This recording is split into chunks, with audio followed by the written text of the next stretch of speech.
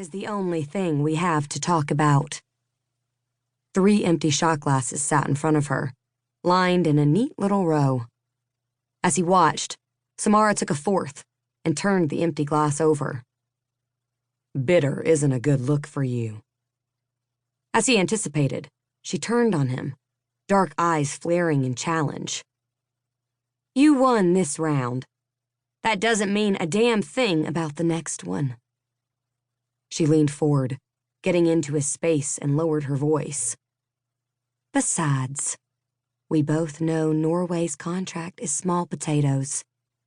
If you need to pat yourself in the back for winning at softball, then go right on ahead."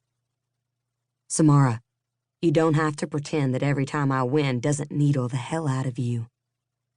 He closed what little remained of the space between them. They were alone in the bar, and the music floating from the speakers overhead was so low there was no need to whisper. But he found himself doing it all the same. "I like your hair down. You should wear it like that more often." Her mouth dropped open for half a second before she recovered. "I don't know what gave you the impression I care what you like."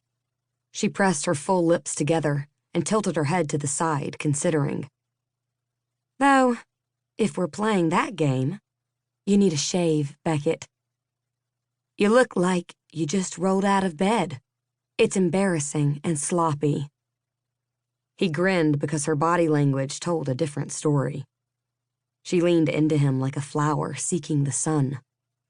It didn't quite touch, but he could feel the heat of her body, and it would take nothing more than a single deep breath to press his chest against hers.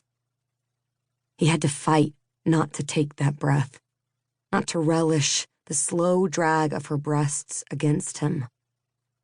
This was why he'd taken great pains to ensure they were never alone. They weren't alone now, but they might as well have been. She was off limits. He didn't give a fuck. They were in Norway, not Houston. No one here knew them or the roles they played in warring companies. His father didn't have to know. Neither did his aunt. What's one night? You know, there's one way to test that theory out. Let me take you to bed." Her brows shot up, and she shook her head. "You're unbelievable. I know you're a king and all, but your arrogance is out of control." It wasn't arrogance. If there was a sure thing, it wasn't Samara Mallick. She was too prickly, too ambitious, too loyal to someone who hated both Beckett's father and his company. That didn't stop him from wanting her. It sure as hell didn't stop him from leaning down and brushing his lips against her ear. "Why don't you put me in my place?" He took her hand and slipped his hotel room key into it. Room 311. Beckett should have turned and walked out right then. It was the smart thing to do. But Samara pressed her hands against his chest, her fingers gripping his shirt in a kneading motion that rooted his feet to the spot. He felt a shudder work its way through her body as if she fought for the same control that flitted through his grip. That's a terrible idea. All the best nights start with terrible ideas. Samara had all the right words ready. "No, fuck off, Beckett. Stop trying to add insult to injury.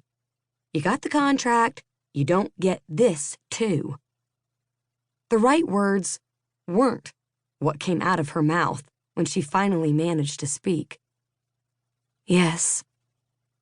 It wasn't her fault. Beckett King was a force of nature both in and out of the conference room.